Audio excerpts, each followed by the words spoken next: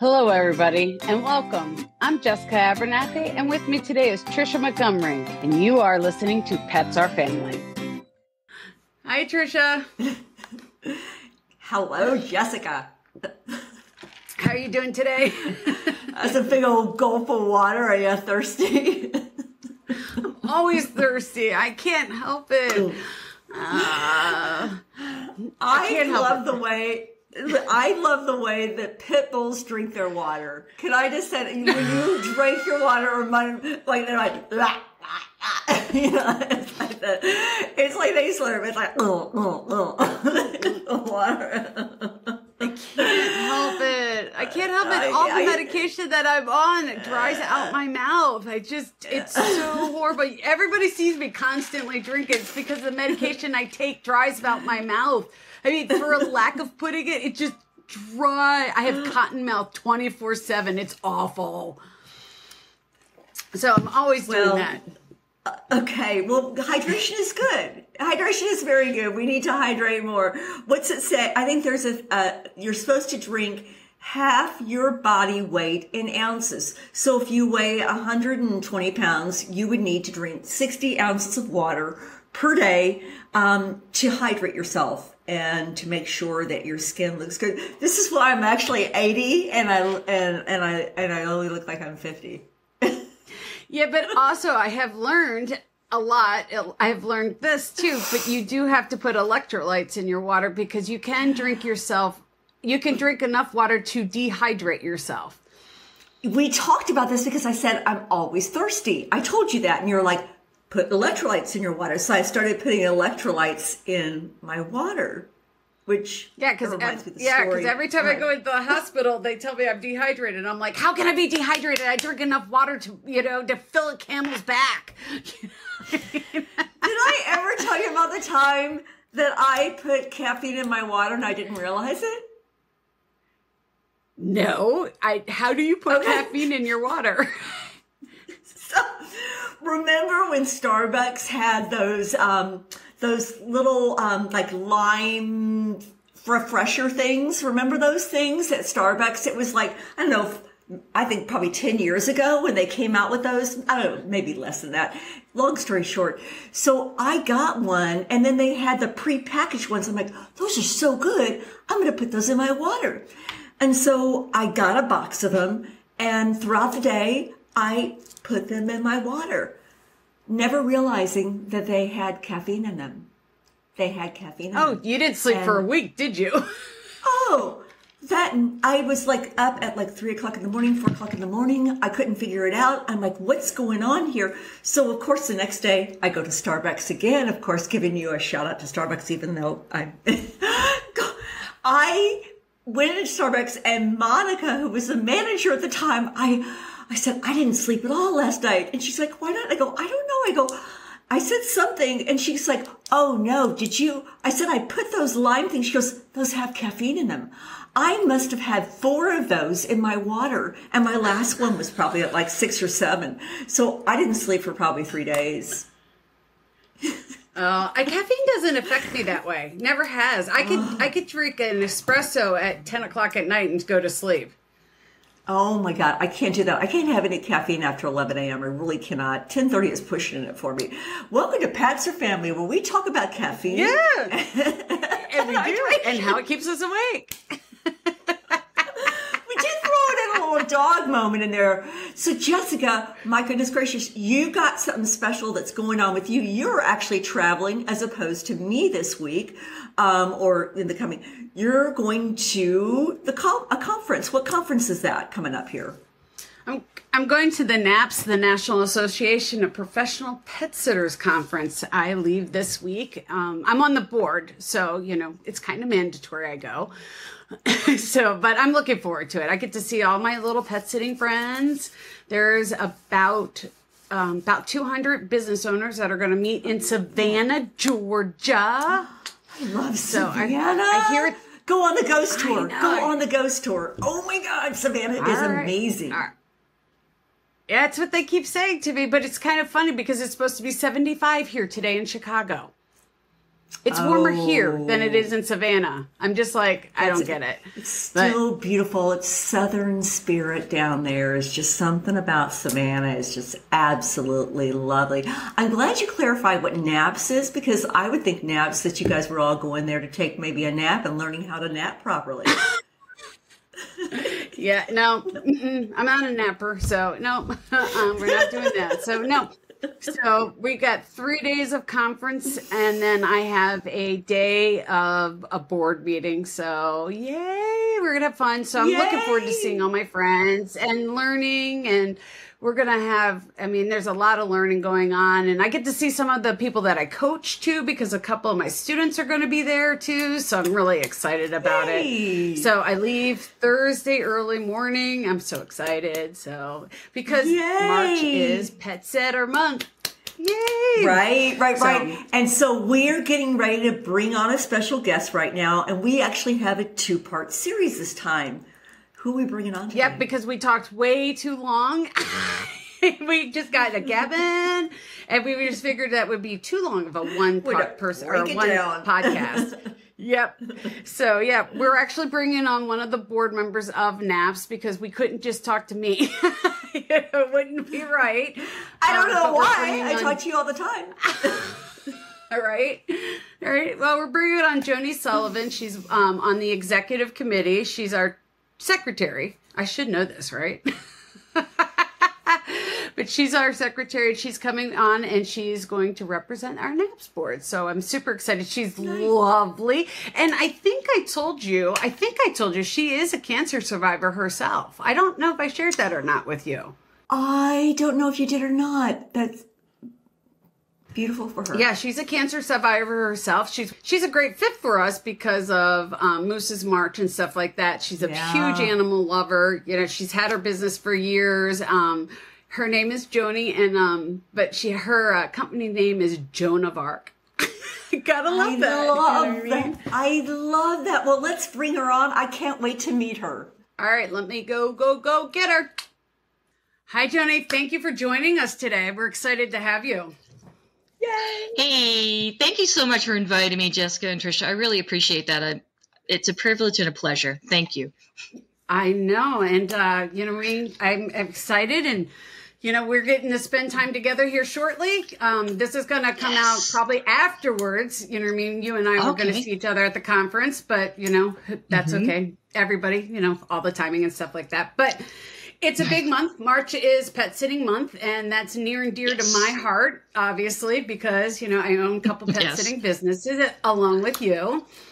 So today we're going to talk about the importance of hiring a professional pet sitter. And I wanted to have another pet sitter on the podcast with us today. So tell us a little bit about yourself really quick. I wanted to make sure everybody knows who you are and what you are about really quick. Great, thank you. Yeah, over 25 years ago, I started overnight pet care in people's homes, and I called myself Joan of Ark Pet Sitting because I was named after Joan of Ark, although my father doesn't know. He denies it. And yes, my business has grown, and it started just overnights. Now we're doing dog walking.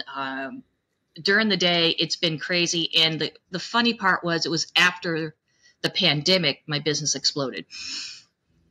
Oh, wow. Yeah, so, yeah, absolutely. Yeah. So I'm also certified with NAPS as a professional pet sitter and board member. Well, I'm part of the executive committee now, and I love it. So, yeah, that's the best part. Can I just insert a question here? I would think that following the pandemic, that everybody was home. But you're saying yours increased, but even though people were home, your business increased. It did. Ironically, my business partner, who was my backup for 10 years, we decided to become a business. We decided just do a partnership rather than hiring. She'd left her job in August of 2019. In January 2020, we signed the partnership agreement, and March came along, but we took care of essential workers, dog walking. Then when the doors started open up slowly, our overnight pet care started expanding. So, Wow. and then it just took off from there, and each year it's gotten better. Wow. Okay. Thank you for explaining that. I was an essential worker at that time. Oh, right. I took my dog to work with me, but go ahead. Sorry. I just like, So, okay. Okay. no, totally. No, It's a valid question. right. No, it is a very valid question because people think that with everybody staying home, because remote working is very, very popular now. And a lot of people are like, oh, we don't need pet sitters or dog walkers. And actually, the remote workers are actually using us more now for dog walking than before because they are busier working at home because they realize that they can't walk away from their computers as easy as they thought they could. So they were thinking in the beginning when it first started in 2020, they were like, no problem. You know what I mean? Because it was like a new fun thing. You know what I mean?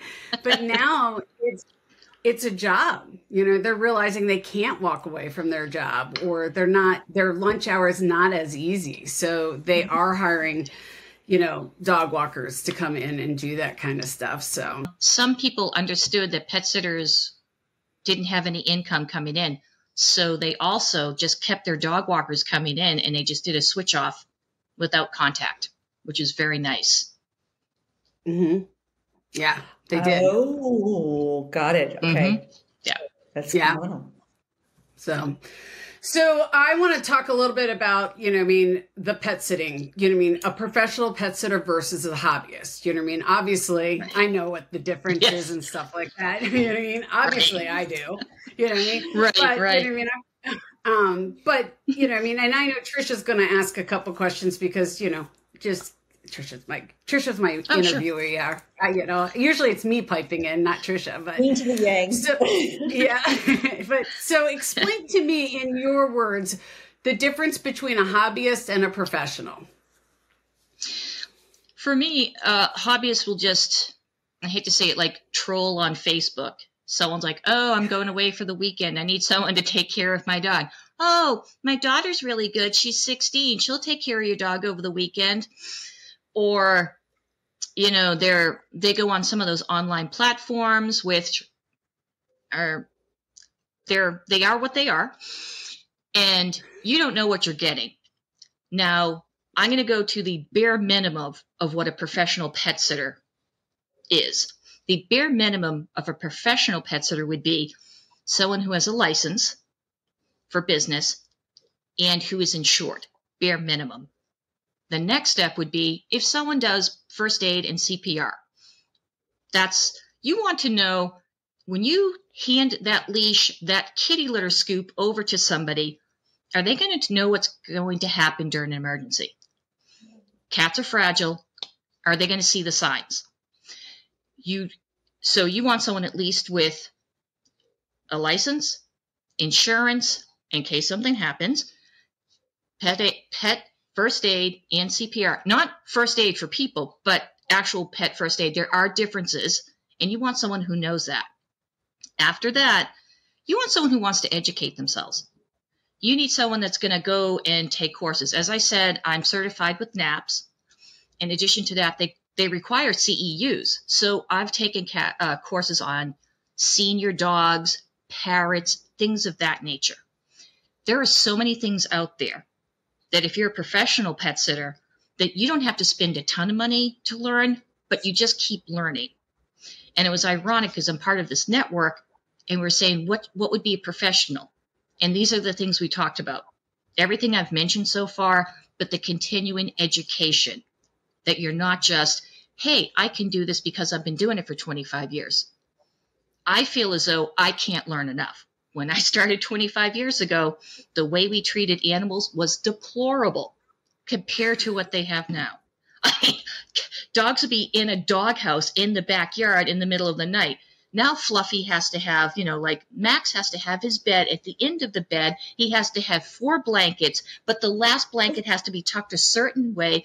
He has to have a cookie, but you can't say cookie in front of him because he'll know right away and he'll get upset. I mean, there are things that you just have to, it is. It's so true. Trisha's laughing. I mean, you know it's true, Trisha. I know this. I know. I'm that person. Yes. I am that person. Yes. I actually had a client that said to me, She had like 4 cats. She says, you need to microwave this cat's food 8 seconds, 2 seconds, 8 seconds, sprinkle grated cheese, and then put it on top of the dresser so only this cat will eat it. That's what we do. And you know what? We just do it because that's what they want. And I hate to say it, but sometimes if someone's not professional, they may not do that and then wonder, why isn't Fluffy not eating? Well, you didn't microwave your food 8, 2, and 8 and then sprinkle grated cheese. She's going to get sick. Right? You know, and you as a parent know. Yeah, right. Exactly. I mean, but it's so true, though. You know what I mean? I love that, though. And Trisha's like, I'm the one that would do that. Yeah, exactly. Yeah. Admitting is half the battle. Thanks, Trisha. Yep. Welcome. Yep. Anytime. And these are the things that, you want to be on top of. You want to make sure you know what's going on. So education and whatever they request. Right. You and I are in the middle. I mean, like I said, this is going to come out probably after you and I just getting back, but we are on our way to a pet sitting conference that we're going to be there for 4 days for. So we're getting our education again this week. You know what I mean? So absolutely. We're going to be at, 3 days of conference. We're getting there a little early, but, we're part of that. But yes, that's one of the biggest things. And, we're trying not to, you and I are trying to be very careful how we word it. We're trying not to bash anything or anybody or any apps that are out there, but you need to do your due diligence. You know what I mean? But, the neighbor kid, you've got to remember the neighbor kid that, you want to bring over, you know what I mean? He's 5 or she's 10 or 15 or 20. I mean, you realistically have to remember that a 15-year-old that walks into your house that your dog is in. I mean, I have walked into a dog having a full-on seizure, or I've also walked into a dog having a stroke. You know what I mean? A 15-year-old that is your neighbor walking into a dog having a stroke is not going to know what to do. No. And is not going to be able to handle that. You know what I mean? And these are the things that you've got to remember, Also, I've walked into houses where the neighbors' kids are actually having a party in the house, you know what I mean? Because they know that you're gone, you know what I mean? And they know where the spare key is. Right. I've walked into houses where they've been robbed, you know what I mean? And, things like that. And they, the neighbor kid's not going to know what to do.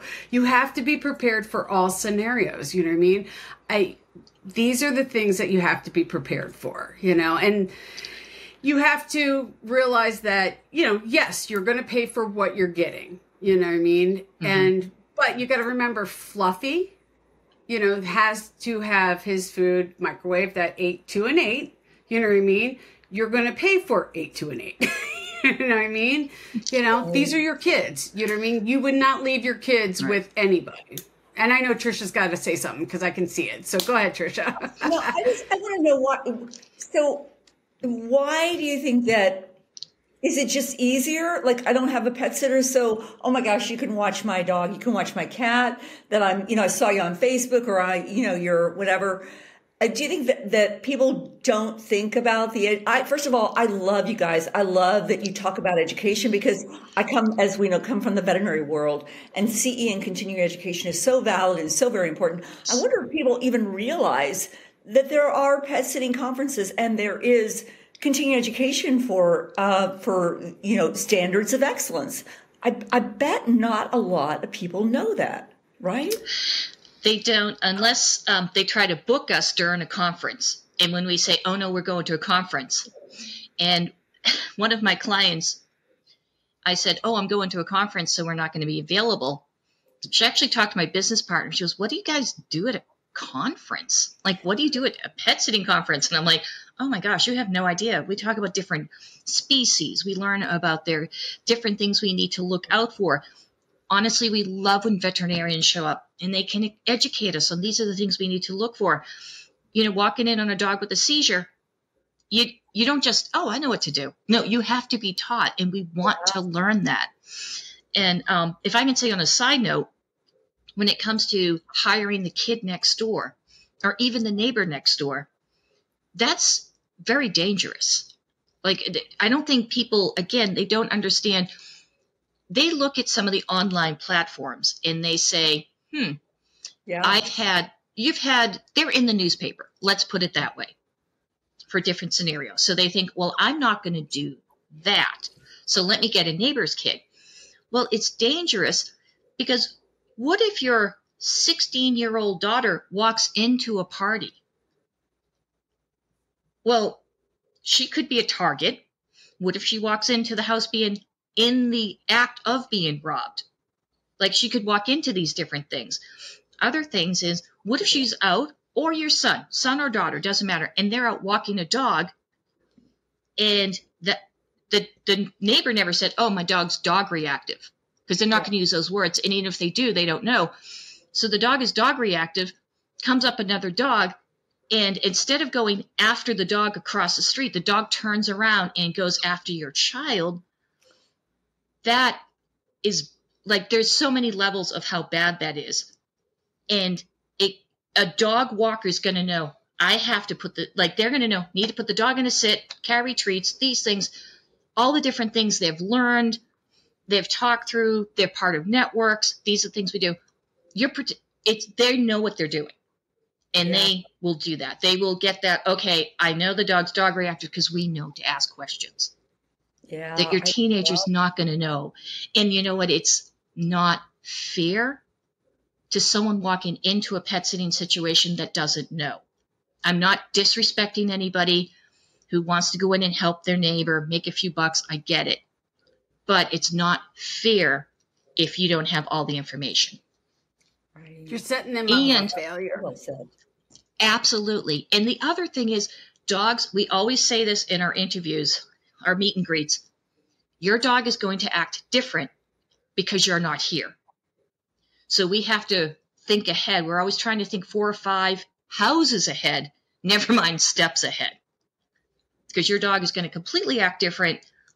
Your dog is used to you, used to your commands.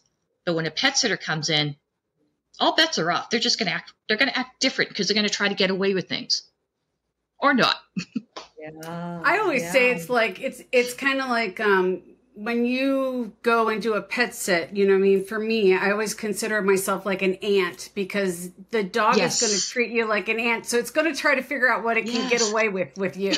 You know what I mean? Exactly. Seriously, it is. So it acts one way with mom and dad, and it totally acts a different way with the pet sitter. It's like, can I get another treat out of you? Can I get away with this with you? You know, it's always going to act totally different with you. It's like, I can get another treat if I do this. I can do this with mom, you know what I mean? And they do different things. Example, Joan, we had her on a couple weeks ago, or earlier last year.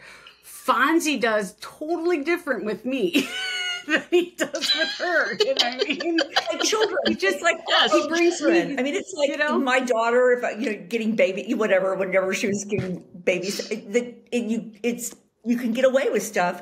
And I think their dogs are the same way. So I have a question for you, Joni.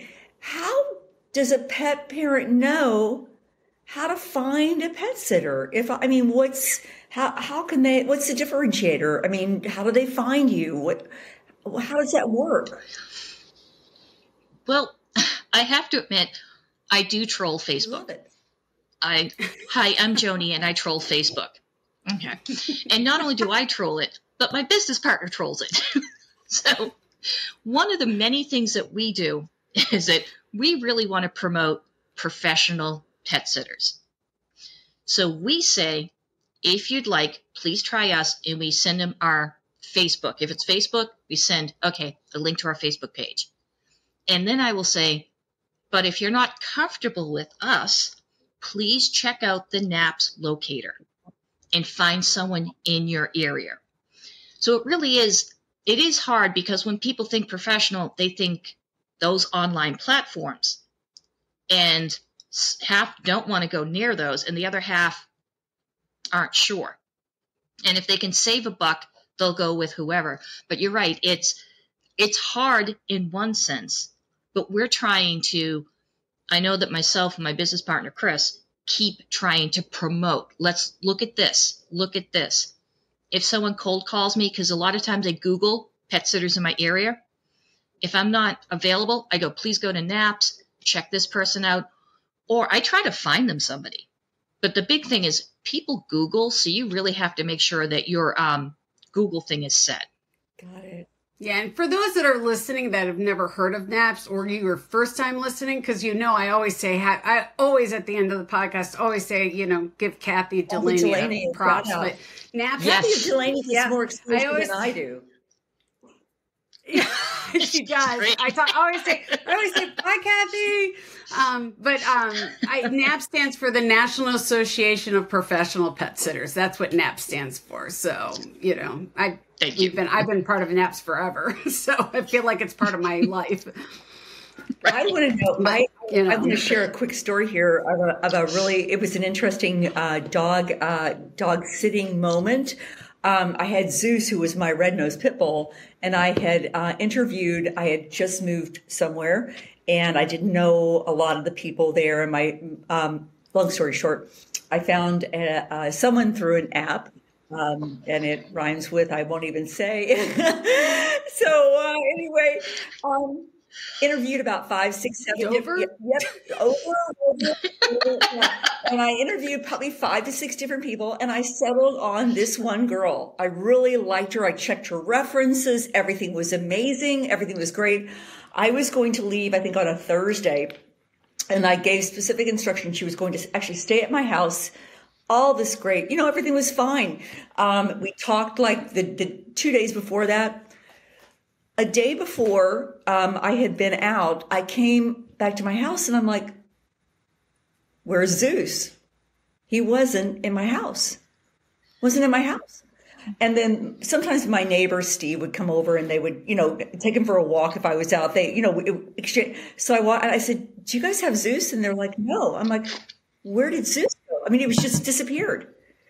Long story short, she had gotten the dates wrong, picked him up a day early, and then taken him over to her boyfriend's house. And they had all kinds of dogs. He had gotten into a tussle because he was very dog reactive. And then she just came like bouncing into the house. Oh, I picked him up a day early. I said, out. You're out of my house, canceled my trip. But I think people don't realize those. I mean, I think there's horror stories everywhere, but just pick, a day early, Oh, I know you said not to take him out of the house, and I know you said not to take him around dogs, but crazy. That's what we would consider a hobbyist. Yeah. You know what I mean? Yes. Yes.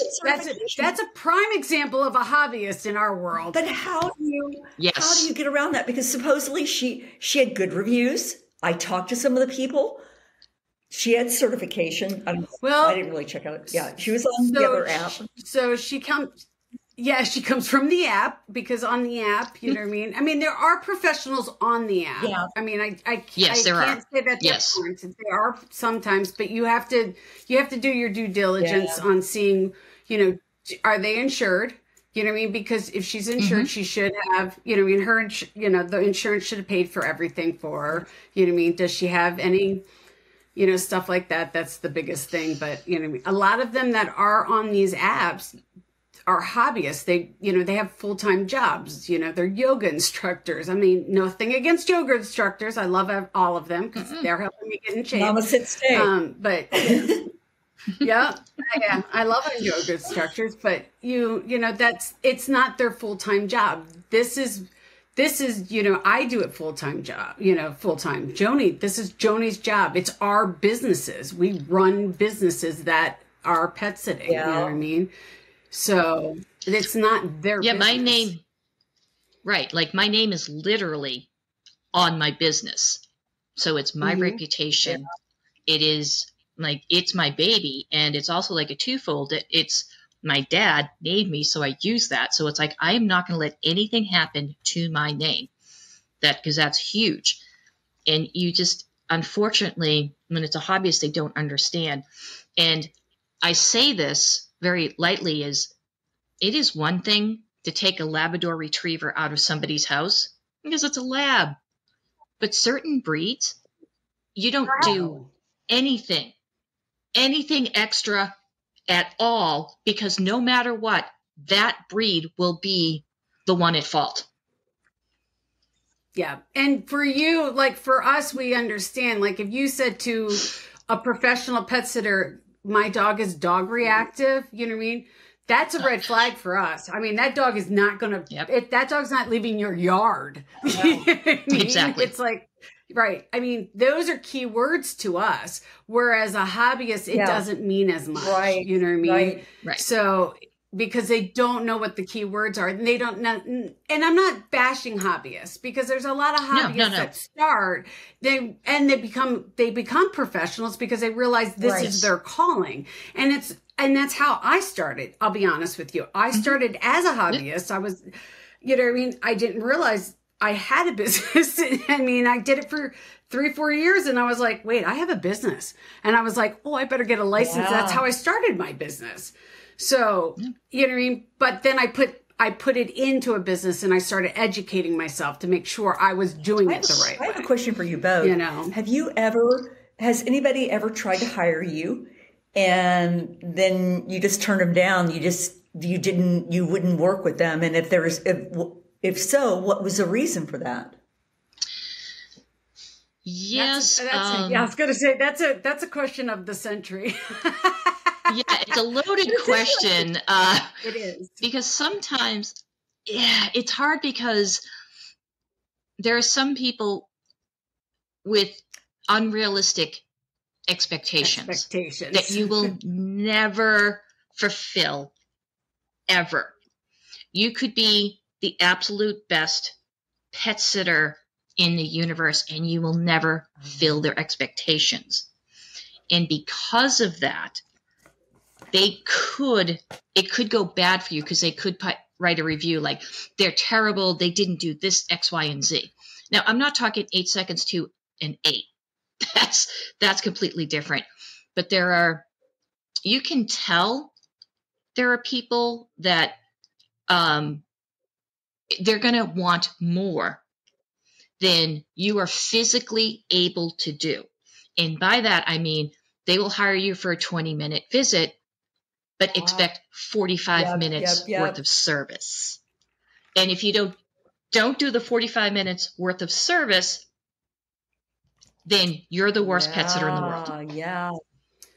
I always say this, you know what I mean? Because that is a loaded question that you ask. And every interview that I have done in my experience, everybody asks that question. And as a business coach, I always answer it this way. Everybody has their own business, and we model our own business around the way we want to run our business. And not every client is the perfect client for our business. Mm-hmm. So we don't take every client because they might not meet the expectations of the way we want to run our business. So some people run their business where they're just dog walking. So they run Monday through Friday. So if I get a client in that's a pet sitting client, they're not the right fit for my client.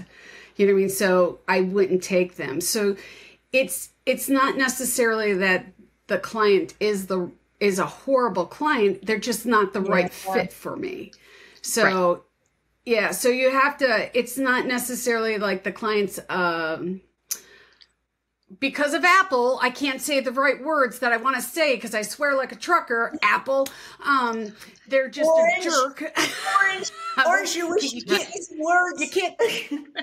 Yeah, I can't swear on this podcast because of Apple, because they won't let me swear. But you can't, it's not because they're jerks or, like their expectations are unrealistic. It's just because I teach, business owners that you have to set your expectations of what you want your business to be, your boundaries. And if a client doesn't fit in what you want to run your business as, then they're not your ideal client. And so you don't take the people that aren't your client, that don't fit that model. So yeah, we don't take every client because it's not the client that we want to have in our model. But that doesn't mean that you can't refer out to your friends that you have that are pet sitters, that you know that is the perfect client for them. So that's why we say that's a loaded question for us, because each of us run our businesses a little differently. You know what I mean? I have friends that only do pet sitting clients and they don't want to do dog walking middays.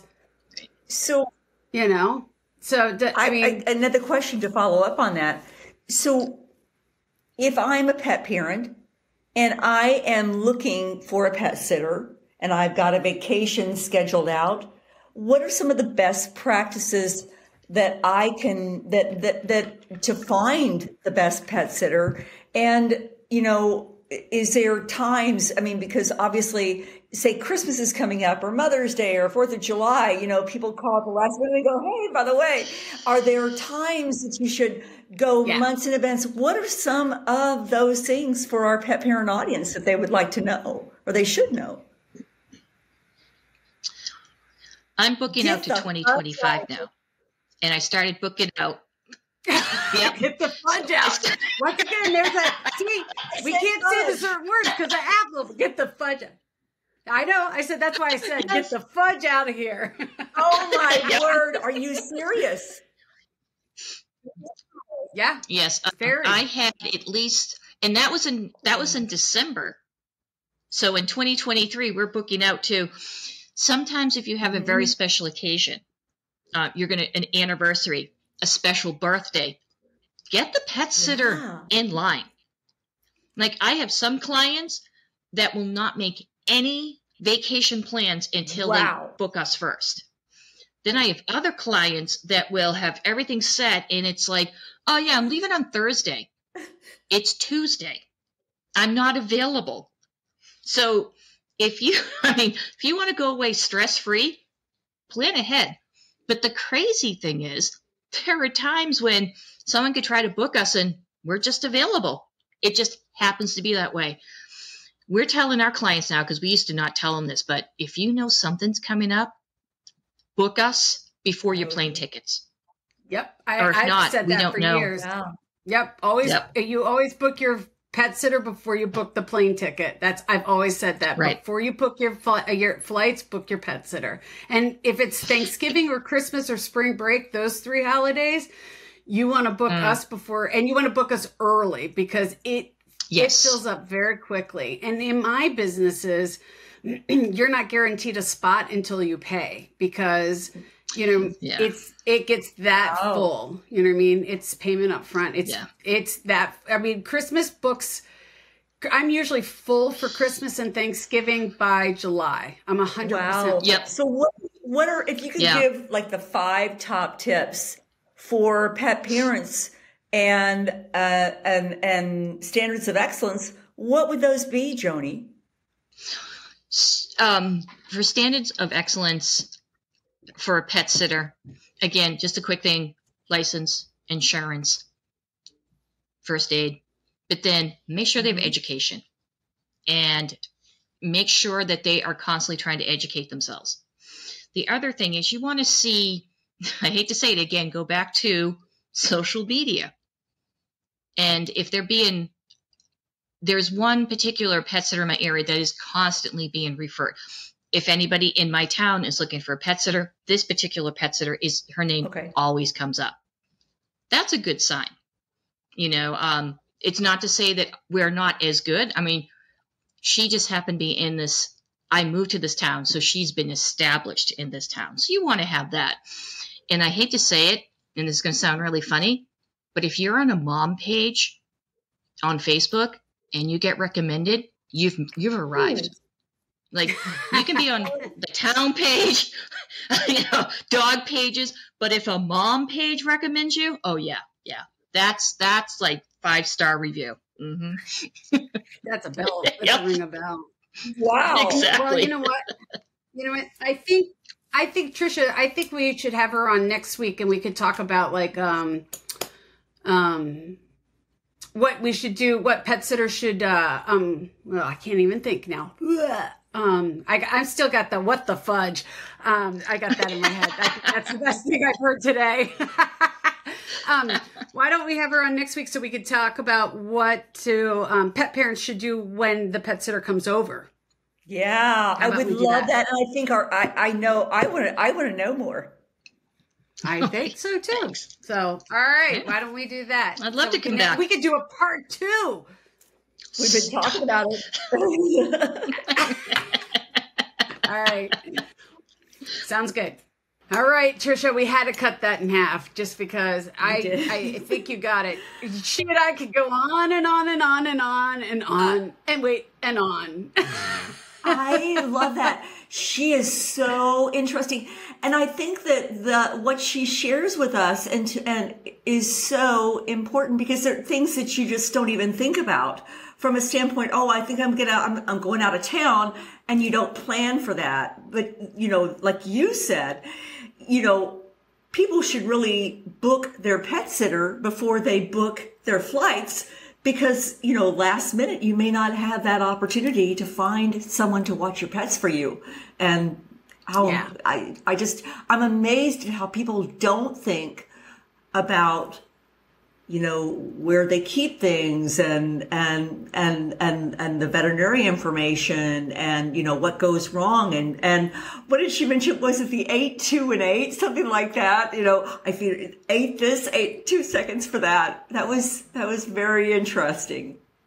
Well, and it's also, it's interesting too, because it's educational on what the difference is of what a professional pet sitter is versus a hobbyist. And it's, there are platforms out there, you know what I mean? And I'm not trying to discourage anybody, but there are platforms out there. And this is how people get into our industry because they try it out to see if they want to build a business, and I do a lot of coaching with people that start on these platforms and they realize this is what they want to do for a living. And they take that platform and then they build their business because they realize they want to go into business. You know what I mean?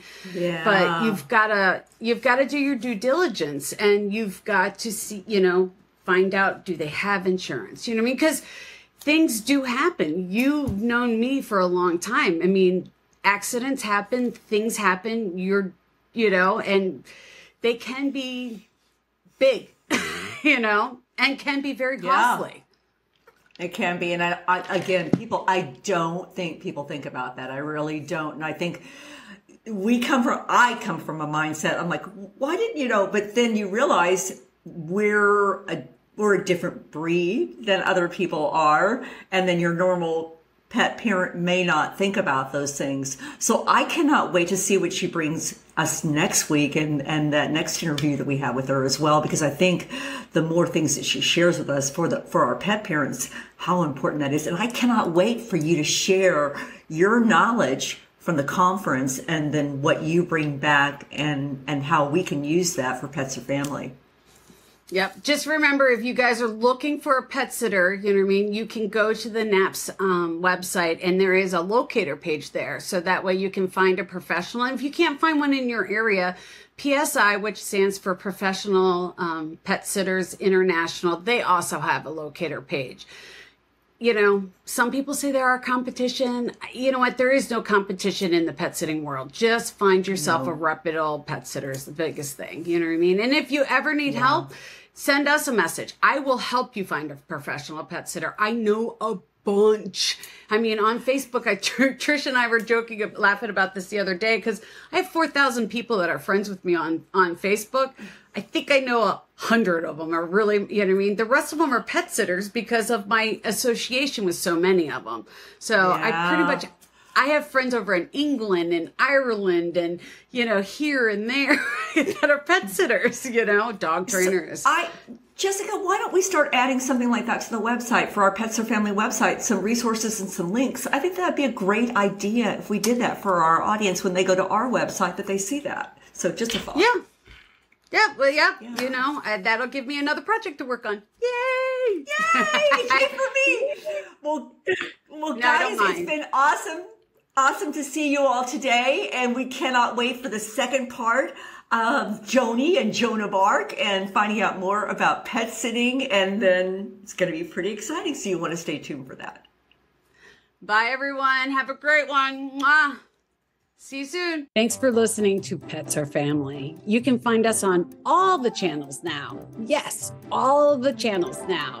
So make sure you share us with your friends, your families, and your coworkers, and anybody that has a pet. Make sure you like us, give us your feedback, tell us if anything that you want us to talk about, all that fun stuff. You can reach me at jessica@petsourfamily.net or trisha@petsourfamily.net. Thank you for everything that you guys do, but make sure you like us, subscribe, check us out on YouTube. You can always see what we're up to. And we want to thank all of our sponsors, all of the people that support us. We love every one of you, and we can't thank you enough. And remember, check out Moose's March, moosesmarch.com, moosesmarch.com. Come check us out. Talk to you guys soon. We'll see you next week. Bye.